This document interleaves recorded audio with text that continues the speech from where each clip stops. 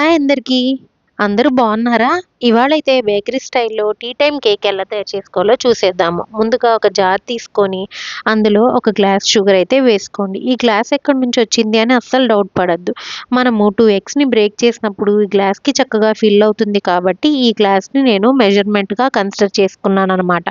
ఆ తర్వాత అదే గ్లాస్‌తో బటర్ అయితే తీసుకోండి. సో, నా దగ్గర బటర్ లేదు కాబట్టి నేను ఆయిల్ తీసుకొని దాన్ని కూడా బాగా క్రీమీ టెక్స్చర్ వచ్చేదాకా గ్రైండ్ చేసుకున్నాను. ఆ తర్వాత 2 ఎగ్స్‌ని తీసుకొని బ్లెండ్ చేసుకోండి. నెక్స్ట్ వచ్చేసి పిండినైతే తీసుకోండి. ఇదే మల్టీగ్రెయిన్ పిండి.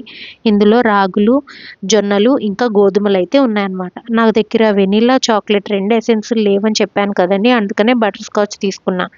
నెక్స్ట్ వచ్చేసి బేకింగ్ పౌడర్ కూడా తీసేసుకొని మొత్తం బాగా కలిసేటట్టు బ్లెండ్ చేసేసుకోండి. ఆ తర్వాత ఒక స్టీల్ బాక్స్‌లో ఆయిల్‌నైతే తీసుకొని బాగా స్ప్రెడ్ చేసేసుకొని, ఆ పిండితో బాగా డస్టప్ చేసేసి, ఇంకా మిక్సీ జార్‌లో ఉన్న బ్యాటర్‌ని మొత్తం దాంట్లోకి షిఫ్ట్ చేసుకొని కిందైతే ట్యాప్ చేయండి. ఇలా చేయటం వల్ల ఎయిర్ స్పేసెస్ ఏమన్నా ఉంటే పోతాయన్నమాట. ఒక 15 మినిట్స్ ఈ రైస్ కుక్కర్‌ని సిమ్‌లో బాగా ప్రీహీట్ చేసుకోండి. ఆ తర్వాత లోపల స్టాండ్ అయితే పెట్టేసుకొని, ఈ స్టీల్ బాక్స్‌ని కూడా అందులో పెట్టుకోండి. కరెక్ట్‌గా 40-45 మినిట్స్ దాకా కేక్‌ని బాగా బేక్ అవ్వనివ్వండి. ఒక టూత్ పిక్‌ని కూడా బాగా ఇన్సర్ట్ చేసేసి, టూత్ పిక్ కానీ క్లియర్‌గా ఉంటే కేక్ కూడా బాగా వచ్చినట్టు లెక్కనమాట. సో, టీ టైమ్ కేక్ అయితే రెడీ అయిపోయిందనమాట. మీరు చూసారా బేకరీలో వచ్చినట్టే లోపల మరి హోల్స్ అయితే ఉండి బాగా ఫ్లఫీగా ఉంది కదా కేక్ కూడా.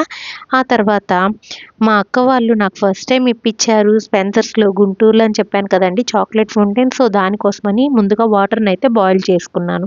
ఆ పైన సిరామిక్ బౌల్‌నైతే పెట్టేసుకొని, మా వారు తెచ్చిన డైరీ మిల్క్ చాక్లెట్స్‌లో ఒక రెండిటినైతే తీసుకొని బాగా మెల్ట్ చేసేసుకున్నాను.